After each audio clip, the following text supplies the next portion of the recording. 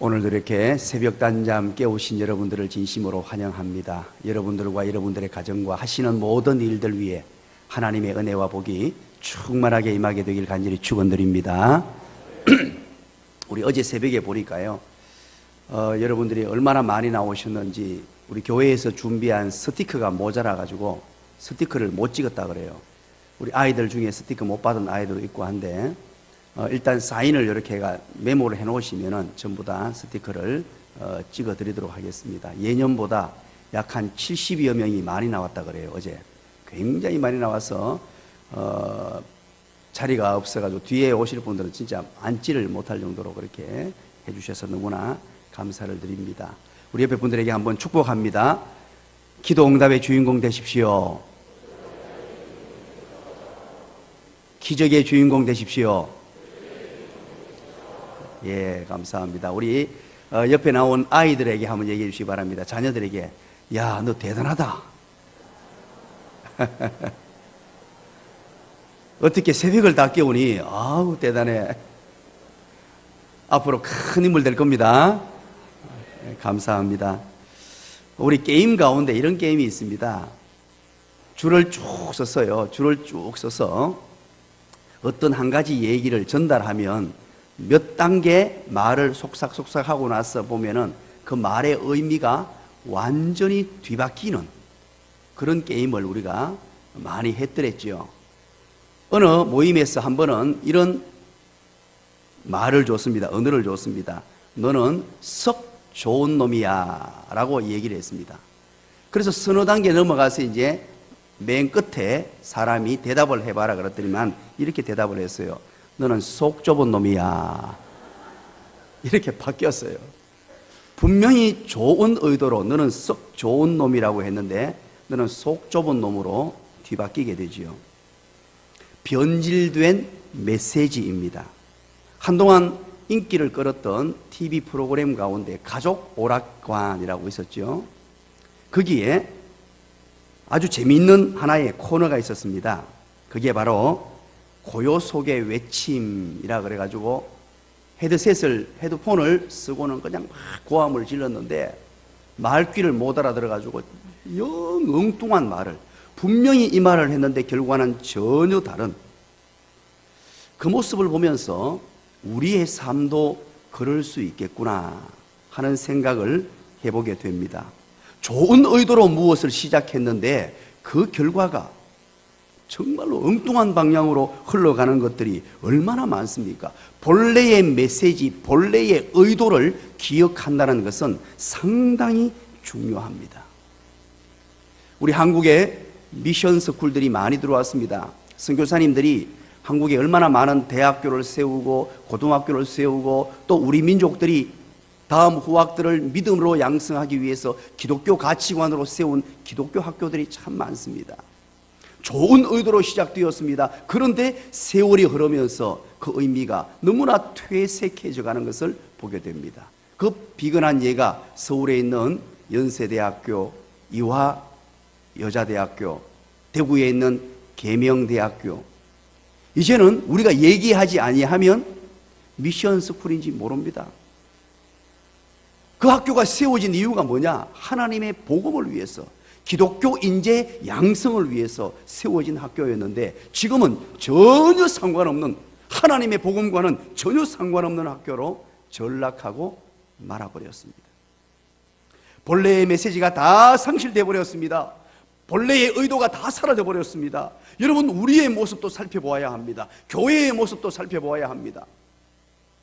하나님이 우리를 만드신 의도가 무엇이며 예수님이 이 땅에 오신 목적이 무엇이냐, 이건 매우 중요합니다. 마가복음을 살피면서 요한의 시대가 끝이 났습니다. 이제 예수님의 시대가 도래했습니다. 예수님께서 이 땅에 오신 목적이 무엇인가, 예수님이 이 땅에 오셔서 하시고자 하신 일이 무엇인가, 예수님께서 우리에게 사명 주신 것이 무엇인가, 이 본래적 의미, 본래적 의도, 예수님께서 교회를 왜 세우셨느냐, 이것은 정말로 중요한 일이에요. 예수님께서 하시고자 하신 일, 하나님의 택한 백성들에게 주신 본래적 사명과 소명,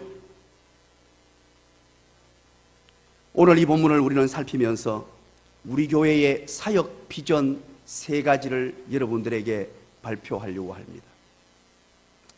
너무나도 중차대하고 중차대한 앞으로 우리 교회가 나아가야 될 방향이기도 합니다. 정말로 중요하고 중요한, 포기할 수 없는, 어쩌면 이것 때문에 우리 교회가 존재하는, 이것 때문에 우리가 이 땅에 존재하는, 여러분 새벽을 깨우셨다고 새가 들어와서 축하해 주고 있습니다. 야, 이 놀라운 일이 어떻게 예배당에 새가 와서, 야, 이번에 성령의 은혜가 많이 임할 줄 믿습니다. 자, 그러면 보십시오. 14절입니다. 14절 한번 읽어보겠습니다. 다시 시작. 요한이 잡힌 후 예수께서 갈릴리에 오셔서 하나님의 복음을 전파하여, 아멘. 첫 번째입니다. 복음 전하는 일입니다. 여러분 한번 따라서 해보시기 바랍니다. 다 같이 따라서 합니다. 선교하는 교회로서 지역사회와 세계 복음화. 선교하는 교회로서 지역사회와 세계 복음화에 혼신의 힘을 다하는 교회가 되어야 합니다. 이것이 예수님이 오신 목적이었습니다. 오늘 14절에 요한이 잡힌 후 그럽니다. 우리가 어제 살폈죠. 요한이 얼마나 대단한 인물이었는지, 정말로 위대한 하나님의 사람이었습니다. 예수님을 준비하는 사람이었습니다. 엄청난 분이었습니다. 시대를 초월한 그리스도인이었습니다. 상징적인 그리스도인이었습니다. 그러나 그도 한낱 인간에 불과했습니다. 요한이 잡혔습니다. 이 말은 요한이 사역이 끝났다는 것입니다. 요한의 사역이 종결됐다는 것입니다. 그리고 나서 예수께서 갈릴리에 오셨다는 것입니다. 예수님이 이 세상에 등장하십니다. 예수님이 사역을 시작합니다. 예수님이 이제 하나님의 비전, 하나님의 꿈을 펼쳐간다는 것입니다. 어디에서요? 갈릴리에서 이제 갈릴리를 중심으로 펼쳐지게 될 것이다 하는 것을 오늘 본문을 통하여 암시적으로 보여줍니다. 이 갈릴리 가버나움 지역은요, 지금 가도 Jesus of Town이라고 적혀 있습니다. 예수님의 도시라고 그렇게 기록이 되어 있죠. 예수님의 사역인데 그게 뭐냐? 하나님의 복음을 전파하여 라고 정확하고도 명확하게 명시하고 있습니다. 12절 한번 15절 한번 보시죠. 이르시되 때가 찼고 하나님의 나라가 가까웠으니 회개하고 복음을 믿으라 하시더라 라고 하는데요, 이르시되 때가 찼고 라고 말합니다. 하나님의 복음을 전하는데 때가 찼다는 것입니다. 이 때라는 말은 헬라어로서 매우 중요한 단어로 쓰고 있습니다. 카이로스라는 단어를 쓰고 있어요. 헬라어에는 때라는 단어가 한 3종류 정도가 있는데요, 특별히 우리가 많이 사용하는 단어가 2단어가 있습니다. 오늘 본문에 등장하는 카이로스, 그리고 크로노스라는 단어가 있어요. 이 크로노스는 그냥 흘러가는 시간, 일반적인 시간을 말합니다. 오늘 본문에 등장하는 이 카이로스는 결정적인 시간입니다. 하나님의 뜻을 위하여 결정적으로 준비된 시간, 드디어 하나님의 일을 하는 시간, 하나님의 계획된 시간, 하나님의 역사를 펼칠 시간, 드디어 그 때가 왔다는 것입니다. 그 때가 언제냐? 예수님이 오신 때, 주님이 일하시는 때가 되었다고 말합니다. 그러면 무엇을 위해 일하실 때냐? 하나님의 복음을 위하여 일하실 때가 됐다는 겁니다. 하나님의 복음을 위하여 예수님이 이 땅에 오셨고, 예수님이 이 땅에 오신 목적이 하나님의 복음, 이 복음을 전달하고 이 세상의 복음으로 행복을 안겨다주고 이 세상의 암흑과 답답함과 절망과 고통이 있는 이 세상에 하나님의 복음을 통하여, 이 기쁜 소식을 통하여 희망을 주고 환희를 주고 즐거움을 주고 인생의 새로움을 주기 위하여, 그래서 이 복음을 경험한 자마다 인생이 뒤바뀐 것입니다. 여러분 한번 보십시오. 복음을 경험하고 인생이 뒤바뀐 대표적인 사람이 여기 있지 않습니까? 오늘 여러분 한번 보십시오. 옆에 있는 분만 한번 보십시오. 예수님 때문에 인생이 완전히 뒤집어졌잖아요. 환경과 상관이 없습니다. 때로는 어려움도 있습니다. 절망도 있습니다. 고통도 있습니다. 그럼에도 불구하고 예수님 그분 때문에 우리는 그렇게 고백하잖아요. 행복합니다. 즐겁습니다. 좋습니다. 나는 예수님으로 만족합니다. 예수님 때문에 인생이 뒤바뀌었고 예수님 때문에 살아가는 인생, 하나님의 복음. 그런데 이 신약 시대에 이때 당시 복음이라는 말이 즐겨 사용되던 단어입니다. 어디에 사용되느냐?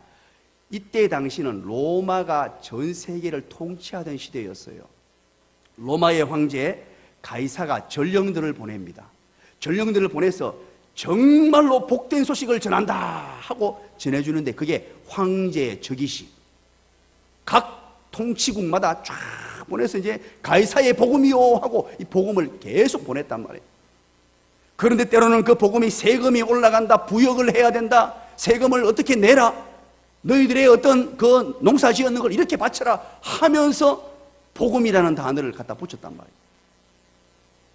그런데 이때 당시 사람들은 그 복음이 진짜 복음이 아니었습니다.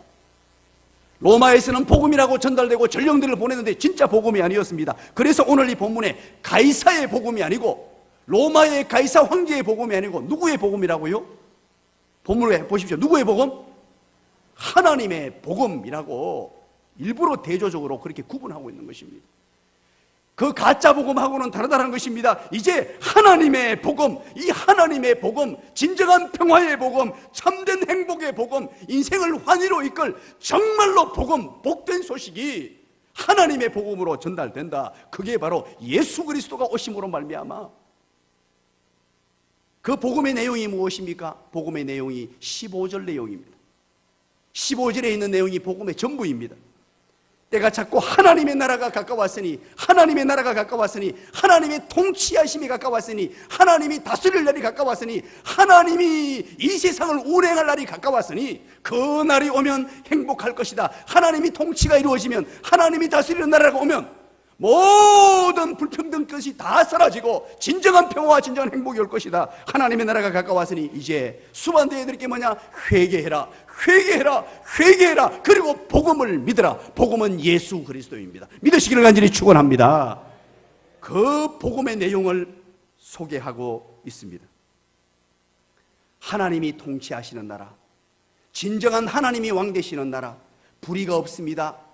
진정한 하나님의 왕 되시는 나라, 이제는 암흑이 사라지는 시대가 온다는 것입니다. 이 복음을 맛보았던 여러분, 예수님의 제자들을 기억해 보십시오. 이 복음을 경험했던 예수님의 제자들이 막판에 어떻게 된 줄 아십니까? 하나님의 나라 복음을 경험했던 제자들, 특별히 베드로는요, 예수님 복음을 증거하다가, 예수님의 복음을 증거하다가 마지막 십자가에서 거꾸로 못 박혀 죽습니다. 이 하나님의 복음을 성취하기 위해서 안드레는요, 십자가에 달려서 설교하면서 복음을 전하다가 순교합니다. 야고보는 예루살렘에서 복음 증거하다가 목이 잘려서 순교합니다. 바돌로메는 복음을 증언하다가 산채로 껍질이 벗겨져서 순교하기에 이릅니다. 도마는 동인도 코로망골에서 복음을 증거하다가 창에 맞아서 순교합니다. 마태는 이디오피아 오지에서 복음을 증거하다가 칼에 맞아 순교합니다. 마띠아는 예루살렘에서 복음을 증거하다가 돌팔매질을 맞고 쓰러진 뒤에 목베임을 당하고 그 자리에서 죽음을 당합니다. 누가는 헬라에서 복음을 증거하다가 감람나무에 매달려서 처절하게 죽어갔습니다. 요한은 끓는 가마에서 기적적으로 구출된 뒤에 밤모섬에 유배되어 그의 남은 생일을 주를 위해 살아가는 삶이 됩니다. 사도 바울은 복음을 증거하다가 평생을 바쳤습니다. 결혼도 하지 않았습니다. 자기 자신의 삶을 모두 포기하고 오직 이 하나님의 나라 복음, 이 복음이 얼마나 영광스러웠던지 그 복음을 위하여 자기의 전생일을 바치고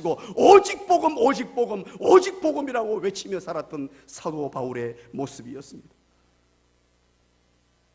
결국 하나님의 복음을 경험했던 사람은 예수 그리스도를 만나고 난 이후에 그의 인생은 완전히 확연하게 바뀌어졌습니다. 공부하는 이유도 달라졌습니다. 돈을 버는 이유도 달라졌습니다. 살아가는 이유도 달라졌습니다. 자녀를 양육하는 이유도 달라졌습니다. 목적과 방향이 완전히 바뀌게 되었어요. 이 땅을 살면서 대충 살지 않았습니다. 적당하게 공부하지 않았습니다. 적당하게 일하지 않았습니다. 적당하게 사업하지 않았습니다. 열심히 최선을 다하여 복음을 위하여 목적이 생겼기 때문에 하나님의 복음, 하나님의 복음이라는 뚜렷한 목적이 생겼기 때문에 목숨을 걸고 최선을 다해서 예배하며 살았던 하나님의 사람들, 신앙의 선배들. 우리는 믿음 여행을 가면서 그분들의 발자취를 밟고 그분들과 함께 믿음 여행을 지금 떠나고 있습니다. 우리가 무엇을 위해 어떻게 살아야 할 것인가? 내가 우리 청년들 왜 공부를 해야 할 것인가? 내가 왜 사업을 해야 할 것인가? 내가 왜 직장생활을 해야 할 것인가? 내 자녀를 어떻게 양육해야 할 것인가? 내가 무엇을 위해 살아야 할 것인가? 뚜렷한 목적, 하나님의 복음, 하나님의 복음을 위해 살아야 될 줄 믿으시기를 간절히 축원합니다. 한번 따라합니다. 선교하는 교회로서 지역사회와 세계복음화, 이것이 예수님이 오신 목적이었고 우리 교회의 목적이어야 하며 오늘 이 자리에 앉아있는 저와 여러분의 목적이어야 됨을 믿으시기를 간절히 축원합니다. 두 번째입니다. 두 번째, 예수님이 오셔서 하시고자 하셨던 것은 복음 전할 사람을 만드는 일이었습니다. 복음 전하는 사람을 만드는 일을 하시기 위해서, 즉 제자를 세우시는 일이지요. 따라서 합니다. 훈련하는 교회로서 전교인 제자화, 전 교인이 예수님의 제자가 되는 것입니다. 그냥 와서 벤치 우머가 되는 것이 아니라, 선데이 크리스찬이 되는 것이 아니라 정말로 주님의 신실한 제자가 되는 것. 오늘 16절 우리 한번 볼까요? 16절 나같이 한번 읽어보겠습니다. 시작. 갈릴리 해변으로 지나가시다가 시몬과 그 형제 안드레가 바다에 그물 던지는 것을 보니 그들은 어부라. 아멘. 먼저 시몬과 안드레를 부르십니다. 시몬의 다른 이름, 헬라식 이름 뭡니까? 우리가 잘 아는 대로 베드로 아닙니까? 베드로. 아람식 이름은요 게바라고 부르죠. 이 베드로가 부르는 장면인데, 베드로와 안드레가 그렇게 기록이 되죠. 먼저 안드레가 먼저 예수님을 만났습니다. 안드레가 만난 이후에 너무 좋아가지고 베드로를 예수님에게 소개시켜 준 겁니다. 그렇게 해서 이제 주님의 제자가 됐는데, 17절 한번 보십시오. 어떻게 얘기하는지. 17절 시작. 예수께서 이르시되 나를 따라오라. 내가 너희로 사람을 낚는 어부가 되게 하리라 하시니. 나를 따라오너라. 내가 너로 사람을 낚는 어부가 되게 하리라. 이들은 어부였습니다. 어부였기 때문에 굉장히 충격적인 표현입니다. 고기 잡는 어부가 아니고 사람 낚는 어부가 되라. 굉장히 충격적이고도 정확하고도 명확한 그런 주님의 표현이었습니다. 그리고 보십시오. 그 다음 절 18절입니다. 다 같이 읽어볼까요? 시작. 곧 그물을 버려두고 따르니라. 곧 그물을 버려두고 생업을 다 내버려두고 따라갔다라고 말합니다. 그리고 19절 20절에는 또 세베대의 아들 야고보와 요한을 부르시니 그들은 또 그 아버지를 버려두고 따라갔다. 제자를 부르시는 장면을 오늘 이 본문을 통해서 보게 됩니다. 오늘 우리가 하나님의 자녀로 부름받았습니다. 여러분, 하나님의 백성들이 교회가 정말로 중요하게 여겨야 될 게 있습니다. 오늘날 이 시대가요, 이 세속주의 시대가 물량주의로 바뀌고 거대하게 성공지상주의로 막 바뀌어가기 때문에 교회도 자칫 잘못하면 거기에 노출이 돼가지고요, 그 세속화된 세상 속에 같이 맞물려서 막 갈 수 있어요. 교회는 오로지 한 영혼이 중요한 줄 믿으시기 바랍니다. 저는 제 목회의 꿈과 비전은 한 영혼 목회입니다. 한 분 한 분을 소중히 여기고 우리 교회에 들어오시는 아이 한 분이라도 가슴에 품고 눈물 뿌려 기도하고 그 한 아이가 우리 주님 제대로 만나서 우리 주님 때문에 행복한 삶, 우리 주님 때문에 즐거워하는 삶, 우리 주님 때문에 열심히 살아가서 이 세상을 빛낼 만한 또 다른 제자를 양육시켜낼 만한 위대한 하나님으로 세워지는 것. 우리 성도 한 분 한 분이 정말로 소중한 교회. 이 세상에서 때로는 절망을 경험하고 어려움을 경험하고 고통을 경험하고 아픔을 경험하고 눈물 나는 삶을 살고 올지라도 하나님의 교회로 나올 경우, 우리 나눔과 성김의 교회로 나올 경우 마치 최고의 하나님의 보배로 대우받고 하나님의 말씀으로 위로받고 성도로부터 위로받고 성도로부터 사랑받는 교회. 목사의 제일 큰 가치가 성도인 줄 알고 한 영혼인 줄 알고 그 영혼 붙들고 울 줄 아는 교회. 예수님이 원하시는 교회입니다. 예수님이 제자들에게 요구하셨고 그들을 제자와 삼아가시는 과정, 제자가 되는 것이 무엇입니까? 바로 그런 삶입니다. 오늘 모든 것을 버려두고라고 말합니다. 이것은 바로 우선순위란 말이에요. 제자들은 우선순위에 세상의 그 어떤 것들보다도 주님을 1번으로 두었습니다. 자, 그럼 오늘 이 본문을 들으면서 우리 아이들 깜짝 놀랄 수 있습니다. 아이고 목사님 큰일 났네요. 아빠도 버리고 건물도 버리고 다 버리고 주님 따라가야 되는데 나는 아빠 못 버리겠는데요. 그 얘기가 아닙니다. 오늘 여기서 건물도 버려두고 아비도 버려두라는 말은 신약 성경에 매우 중요한 하나의 원칙이요 원리인데 이것을 우선순위라고 이제 이름을 명명합니다. 구약적 표현으로는 바로 우상숭배라고 합니다. 우리 인생의 1번의 자리에 우리 주님을 올려놓으라는 말이에요. 구약의 우상이 무엇입니까? 인생의 1번이잖아요. 우상에게 절하고 우상에게 마음 뺏기는 거 말고 인생의 1번의 자리에 우리 주님을 모셔놓으라. 그러면 여러분 돈 벌어야 됩니까? 쫄딱 망해야 됩니까? 얘기해 보십시오. 진짜로요. 우리 청년들 돈 벌어야 돼요? 말아야 돼요? 부자 되고 싶은 사람? 아멘.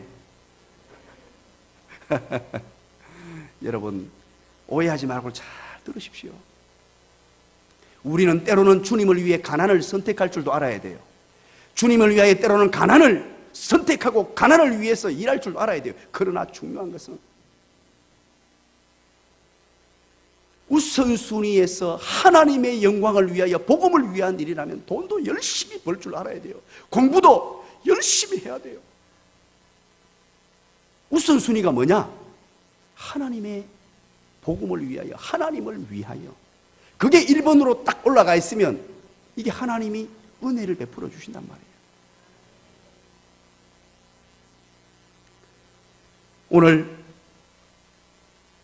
본문을 통하여 우리에게 주시는 두 번째, 훈련하는 교회로서 전교인 제자와, 따라서 합니다. 훈련하는 교회로서 전교인 제자와 하나님의 말씀으로 날마다 훈련받고 날마다 훈련하는 교회. 그래서 우리 교회는요, 훈련하는 사람으로 가르치는 사람이 되든지 훈련받는 사람이 되든지 두 가지 중에 한 가지는 반드시 하셔야 돼요. 하나님의 말씀으로 또 다른 제자를, 또 다른 신실한 하나님의 사람들을 만들어가고 한 영혼을 소중히 여기고 한 영혼을 품고 기도하는 사람으로 계속해서 만들어내는 진정한 제자를 만들어내는 교회예요.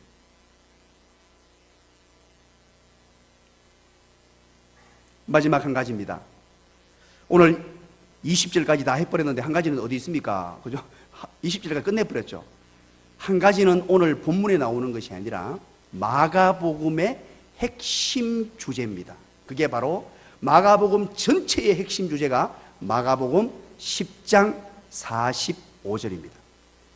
마가복음 전체의 줄기가 되고 핵심이 되며 주제가 되는 말씀이에요. 우리가 잘 아는 말씀입니다. 이거 다 외우는 말씀이에요.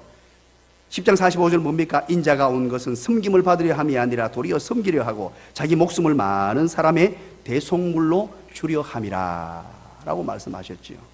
섬김, 이 디아코니아, 이 사랑은요 디아코니아와 코이노니아, 나눔과 섬김입니다. 세 번째, 따라서 합니다. 공동체성을 회복하는 교회로서 사랑의 공동체 건설. 이것이 예수님께서 처음 이 땅에 오셔서 하나님의 백성들에게, 하나님의 교회에 해야 할 사명으로 주신 세 가지 기본적인 아주 중차대한 사명입니다. 공동체성을 회복하는 교회로서 사랑의 공동체를 건설하는 것, 나누고 섬기며 내가 먼저 종이 되어 남을 섬겨주는 것, 나보다 남을 낮게 여기고 섬겨주는 삶. 마가복음 9장 35절에 그렇게 말합니다. 누구든지 첫째가 되고자 하면 무사람의 끝이 되고 무사람을 섬기는 자가 되어야 하리라 라고 말합니다. 우리는 먼저 섬기는 자가 되어야 합니다. 나누고 섬기는 자가 되어야 돼요. 이것이 코이노니아 앤드 디아코니아, 리꼬르 아가페라는 단어가 나오잖아요. 성경에 아가페, 진정한 사랑의 공동체. 그래서 얼굴만 봐도 행복한 교회. 우리 요즘에 어제 보니까 아이들이 너무 많이 왔던데 중등부에서 문자가 왔습니다. 중등부 교육자가, 목사님 우리 중등부가 어제 31명 나왔습니다. 그러고 별로 안 놀라시네요. 다시 한번 얘기할게요. 우리 중등부가 31명 나왔습니다. 땡큐 베리 감사합니다. 우리 아이들 얼마나 예쁜지 몰라요. 중등부뿐만 아니에요. 어린이부, 우리 지금부터 해가지고 유치부 얼마나 많이 나왔는지 몰라요. 정말로 고맙고 감사한 일이에요. 그런데 여러분 보세요. 교회의 공동체라는 것은, 사랑의 공동체를 건설한다는 것은 교인들 얼굴만 봐도 행복해야 돼요. 우리 앞에 남정훈 집사님 얼마나 잘생겼는지 몰라요. 남정훈 집사님 잘 모르죠? 아주 잘생겼어요. 윤우 아빠인데 얼마나 잘생겼는지 몰라요. 교회의 공동체는 예배당에 와 있는 성도만 봐도, 뒷꼭지만 봐도 좋아야 정상이에요. 그게 사랑의 공동체입니다.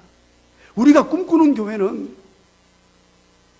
약점이 있어도, 부족함이 있어도, 때로는 우리 연약한 인간이기 때문에 완벽하지는 못해요. 우리 아마 장로님들도 때로는 부족한 부분이 있을 것입니다. 우리 집사님들도 마찬가지고 권사님들도 마찬가지예요. 그런데 가재눈 뜨고 보면 안 돼요. 교회라는 것은 그런 곳이 아니에요. 용서와 화해와 사랑의 눈빛으로, 그 부족한 부분은 내가 책임져 드리겠습니다. 내가 들어 드리겠습니다. 내가 함께 하겠습니다. 그래서 교회에만 오면 좋아요. 예배당에만 들어오면 행복해져요. 우리 성도들 얼굴만 봐도 행복해지고 좋아지고 사랑스럽고.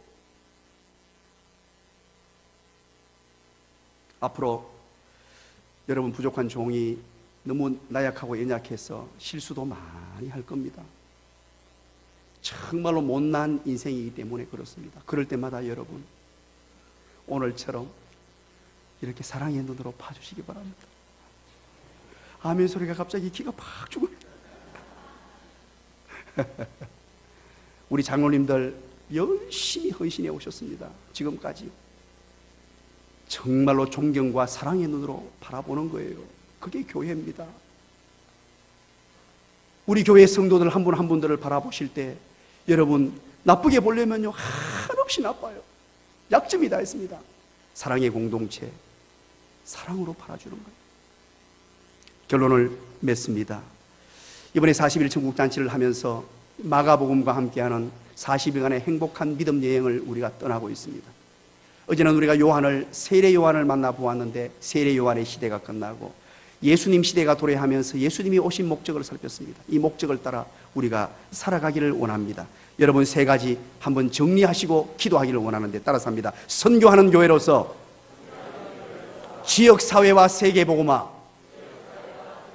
훈련하는 교회로서, 전교인 제자화, 공동체성을 회복하는 교회로서, 사랑의 공동체 건설 믿으시기 바랍니다. 우리가 매주마다 부르는 교회가 있죠. 교회가의 1, 2, 3절이 바로 이 가사 내용입니다. 이제 가사 노래 부르면서 이제 가사를 한번 생각해 보시기 바랍니다. 1, 2, 3절 내용, 이 세 가지로 교회가를 만들어 놓았어요. 이게 우리 교회가 나아갈 방향입니다. 우리 이 시간 한번